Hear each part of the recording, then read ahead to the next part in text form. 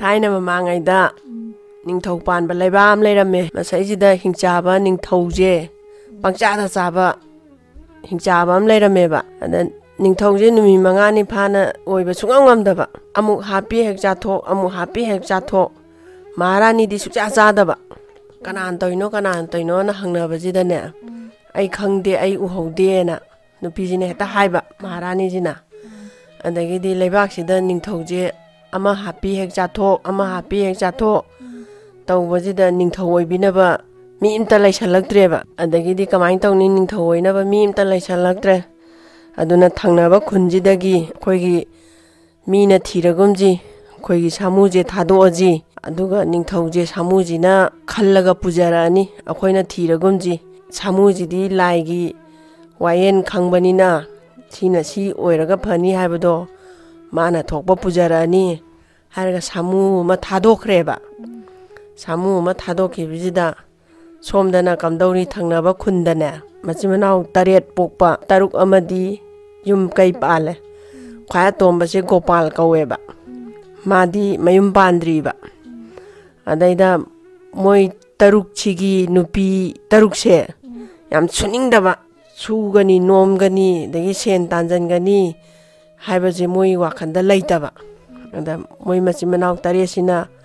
nonganbadagi chalaga migi pukhi khara tawba yawru adagi pot thangba khara yawru tawraga moi taresina talak paje sijina lairaga pusalaga thongaga chadoiba adu moina sujan nomjalaga thongge khotge haibagi wakhandi laitaba adu moina thabaksi wana sururaga moina phangakba paisa aduna cheng walaga yenjang napi leiraga mayumda hanjalaktoineba aduga moi nupi taruksina khaibo manbo tawraga chakse thongaga chadoineba adagidi manaw no pai ton tombasina thabak suba chatpa mafam jidane nongmadi tilotama kaubi nupi ma masak matau phajagraba ama mana ureba Gopal haiba manaw no pai ton tombasina adagi Gopal jina ju tilotama ji ubada he nungsijaba tilotama na ju Gopal je ubada nungsijaba mabani je hek yengbada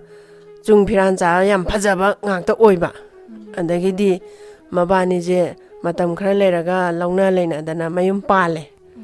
adagi di ngasai suningdaba mau tarukse sidi lai duk katkani waisit lamsit tawgani haibaga je khangdaba tilotama je luhonga padaidi ayung ta hogalaga duk thangmai katana kokse setana kanagi phatawdi lokthokdana adai moina cheng machang hundokhibaga do khunjalaga khapthoktana afabana khunjalle phatabana hunthokre tawdana dumaina matai jingdo halaktringai da moi mana chak ka che thongdana moi halaga wana halakpaduda chak si loibiradi harawni ko na khandana ne mana chai singa je thongtoktana thambajida matai jingje halakpada itei bungo cha khongkhol hamthok piruro chak cha thoaji na haibajida ne matai jingjina yam ngasai moina nahangai halakpadadi mathong jana suklai leiramdabado ana tilotama jina yung kai ga je chit nandana duk thangmai ga kattana duk manam nusibaga tawradana tawbujidagi matai jingjina mangonjida yam luna tawrebako luna tawbujidagi di kamai tawge da suningdaba moi tarukse mau tarukse sijina kala ebako akhoidadi tilotama da tawriba sumaina nongta tawde tilotama da di kyam luna tawrino khoi gi nupa jingjina ju andagi mai nupa na ju ana si kamai tawna tanthoksigye je han hoine inaw ha kamai tanthoksigye na moiji khannarebako andagi di maji heta kai kaino hajalaga tanthokraji hairebako nongmadi moina thabak suru halakbajidane sumaina haire magi matai makhwai hanje sijina ibungo Gopal ngasidi taima nongonda wam haige karino itaiman hai nangi nupisina tawriba licha saja se karino khoi yaningde aduna khoi maga laiminaba ngamoi aduga nangju maga laiminage hargana noini lehoro khoi chakrage aduga akhoiga laimina je hargana nangi nupije tanthokro hairebako anaidudanga saigi Gopaljinane nungaitana Taimoina aibu ima sangna yolaga aigi nupigi hakdaki itaimoy akhoi kainaba ngamoy aigi nupidi kainaba ngamgani aigi nupije chalhangragena nungaita mapido ira chenjenane maju kapning na mataimoy mamangdadi mai nupije tanthokre nang chalo ngasidagi akhoi yumjida leiba yaroi itaima mayamna yade chalo na tanthokre adagi mai nupijiju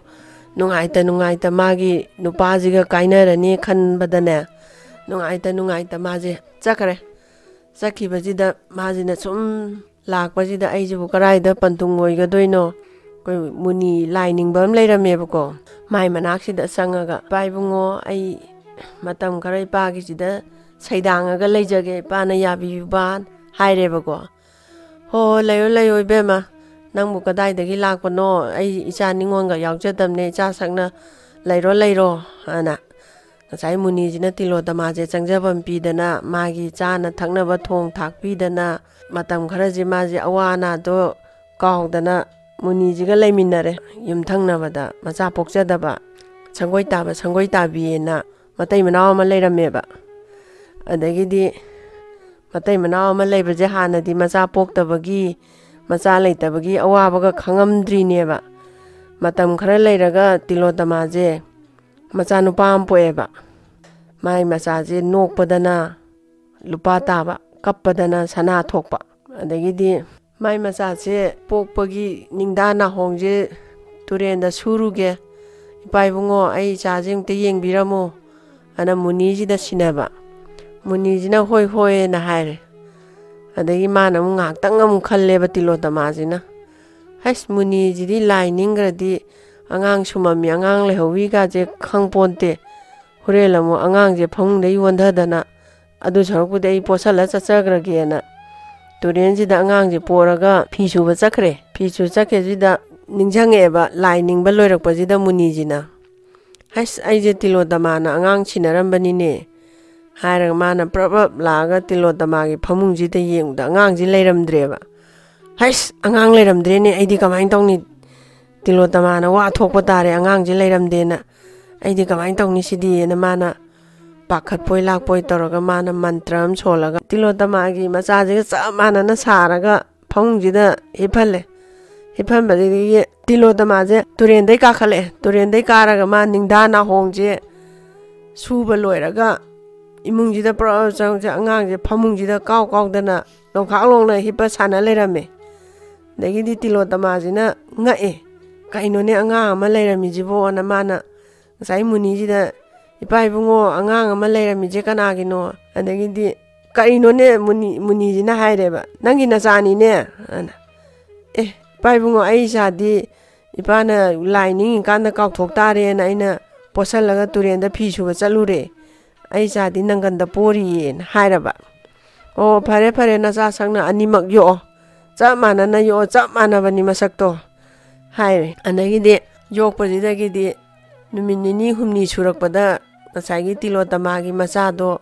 mangonda kaudana ga sanadana nungsaga yai leibajida ngasagi sangoi tabi je macha uningba macha pokningbagi ihulama phaure adagidi munijidang tagiyenge na mana laga munijida munideb aibu isaga je amata poroidra isado imita uraroidra angte yengbiyo na habajida munijina haireba hebe ma nangi grabapati oyuba leite nangi nabuktagi angang po habadi leite aduna nangna angang pamagadi tilodamagi angang ani surije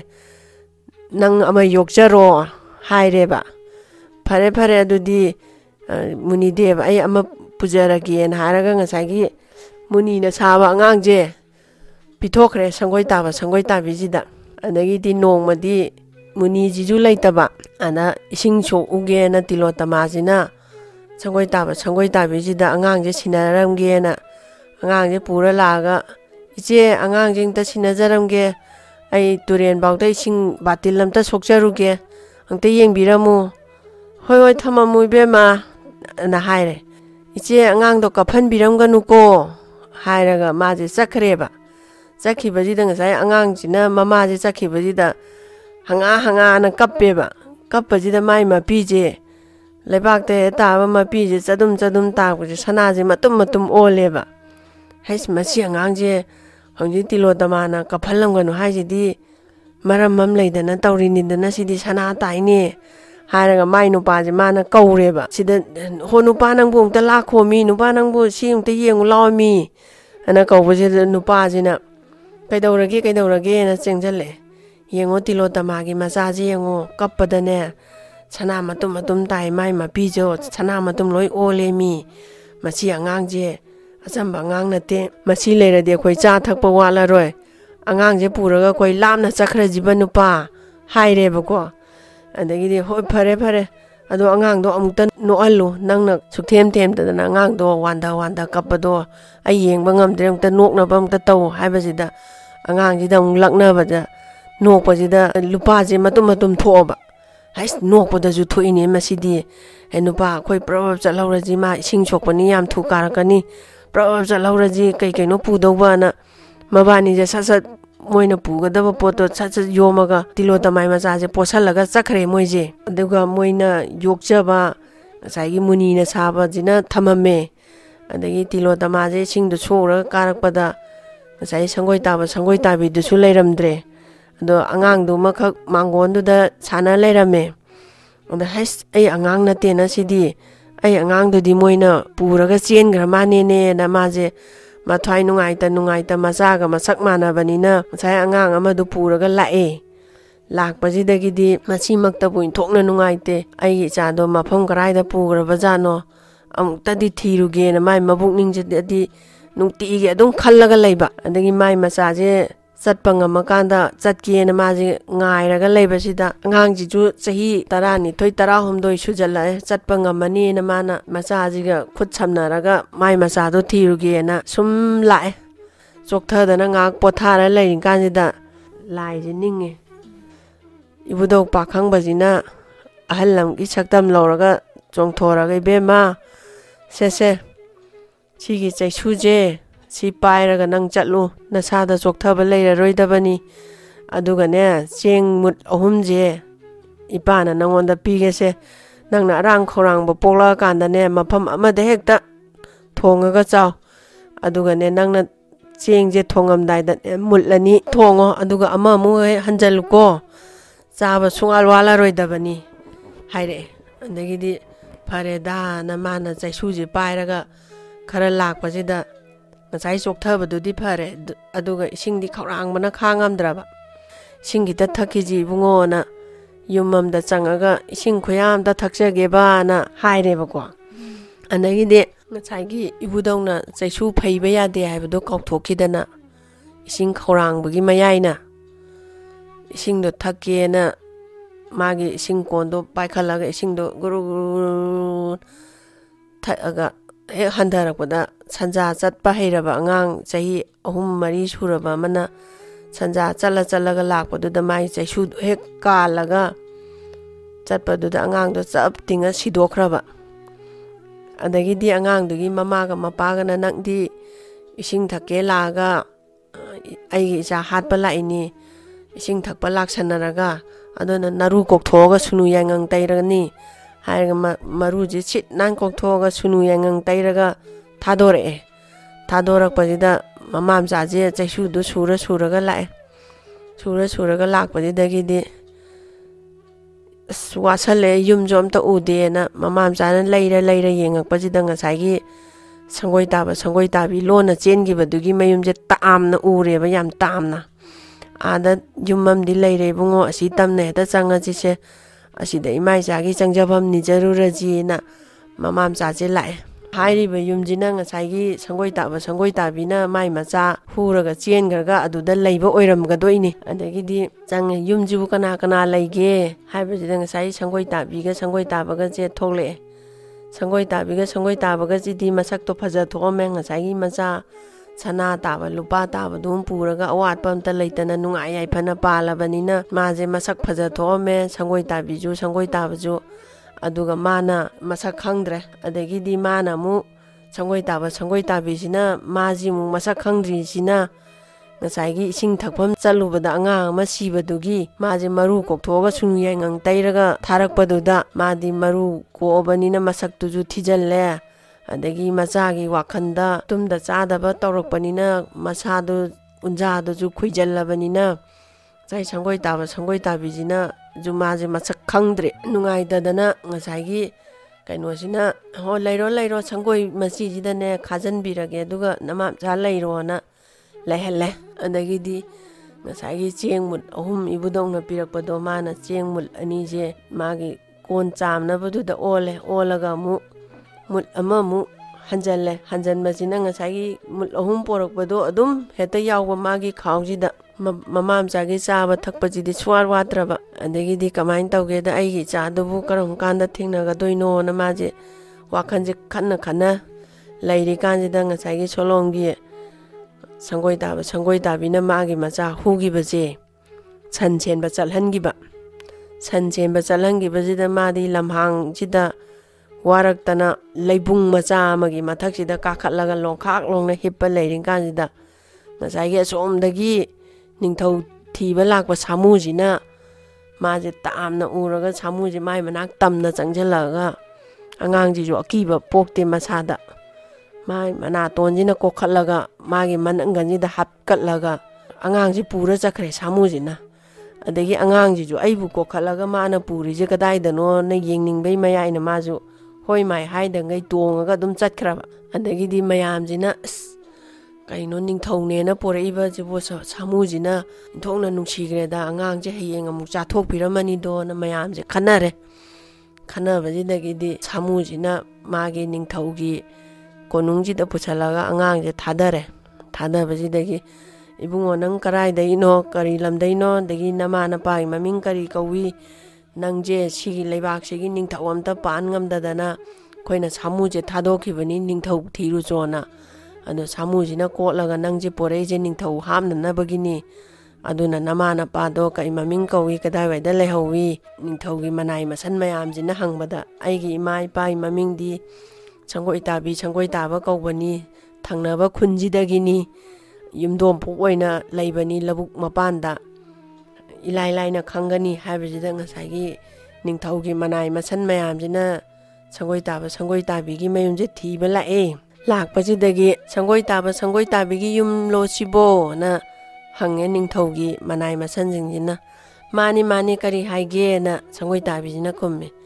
nangi nachani hai sumain tawdana sanjenbagi leibung mathakta hipambada akhoi konunggi samuna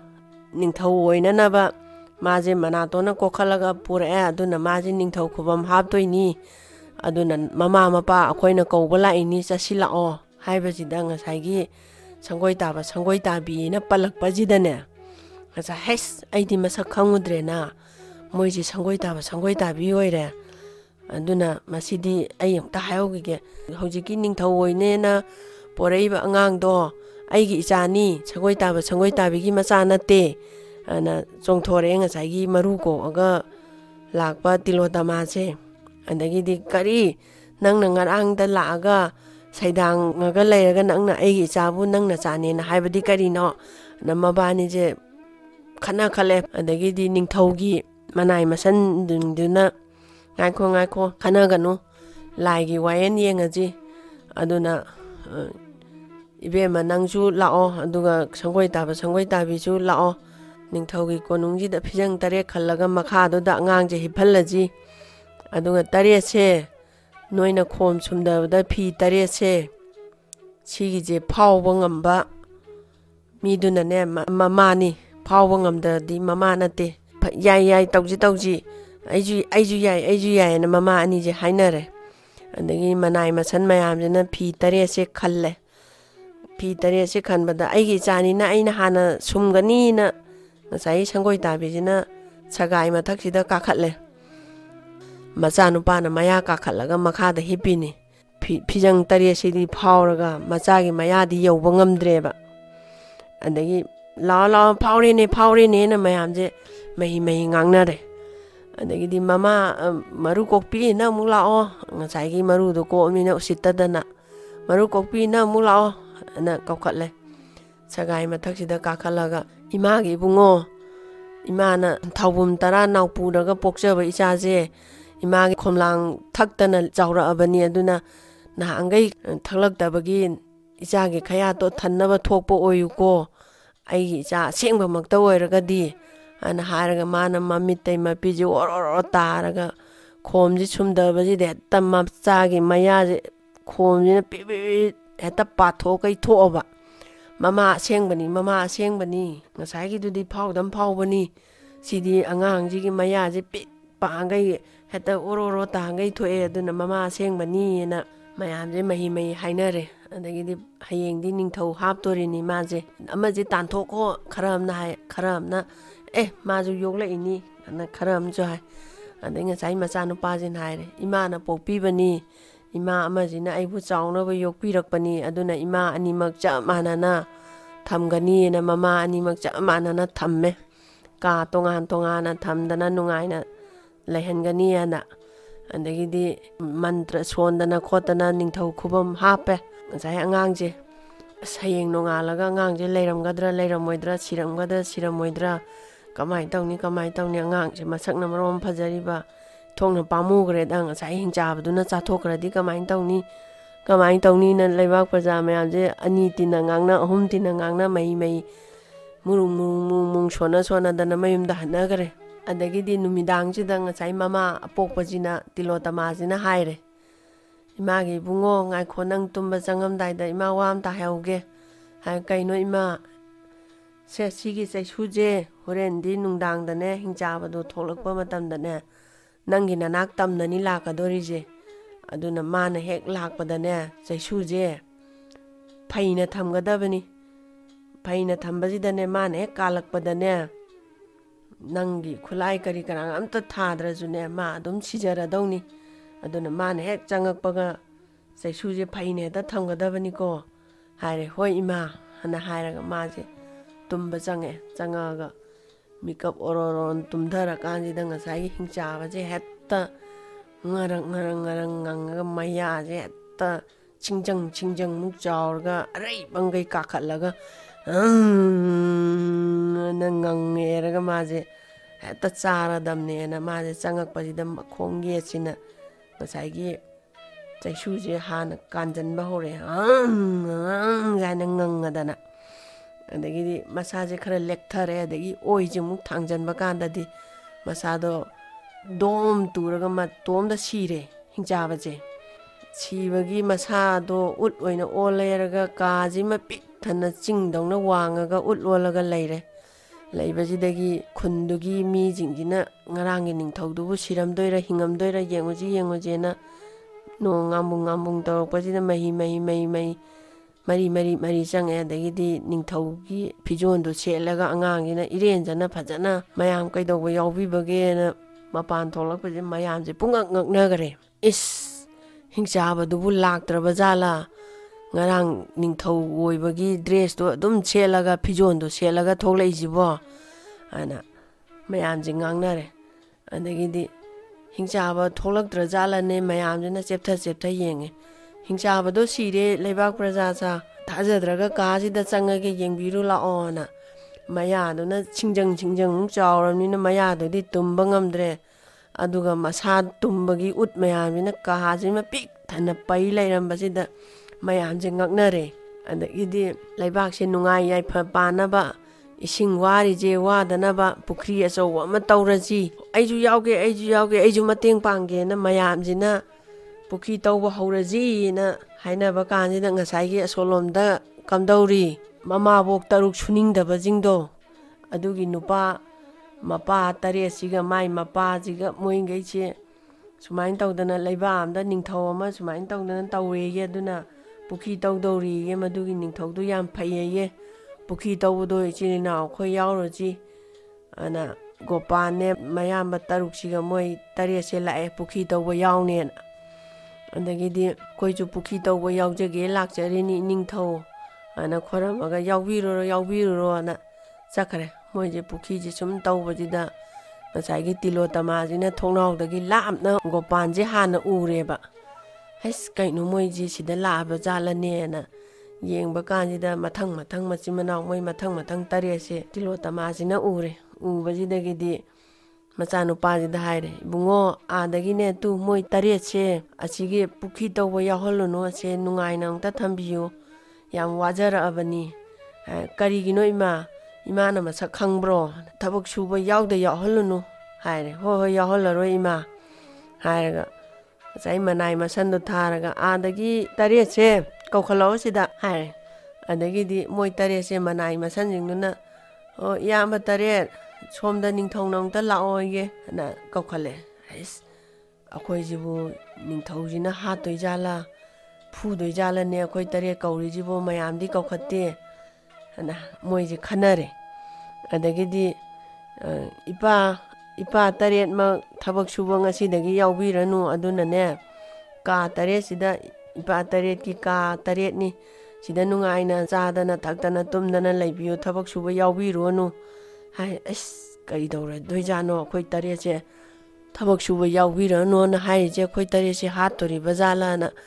moidi wakhanje nungaina thambiraga ju wakhandi nungaitraba anagidi ka tare ta leiriba nupa tare to sidam ta lao yu na ningthaujina haire ngasai manai masendi tharaga moi tare se kauthore soidre dana khoi tare se hat pa soidre dana mi atai di haidi khoi tare se nungaina thambiraga hat to gi tawrene ana mathang lai laaga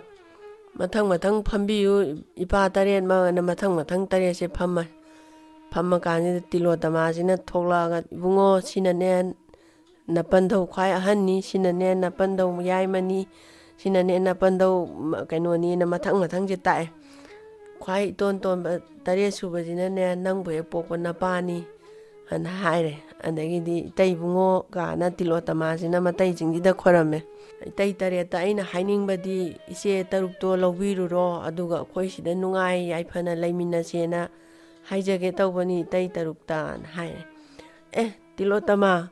naran kaisu leitaba nangbu moina tanthokhiba adagi akhoiju chuningdaba moidingduga laiminararoi aduna moijune kangsi sigera chadadana sigera suna suningjiba moina moi thokpa leijarajanu ado moi kauba chalaroi aduga khoi taretine sida sum leirage aduga moidine moina thokpa leijarajanu kauraroi ana yadre adagi mapa tare siga nungaina leire aduga ningthau leiraga maharani yawdabadi phatte na maju leibak tu dagi maharani waya ba leisabi masang matau phajabi ma bangonda luhongaga maharani khubam sinadana nungai yaifana pale ye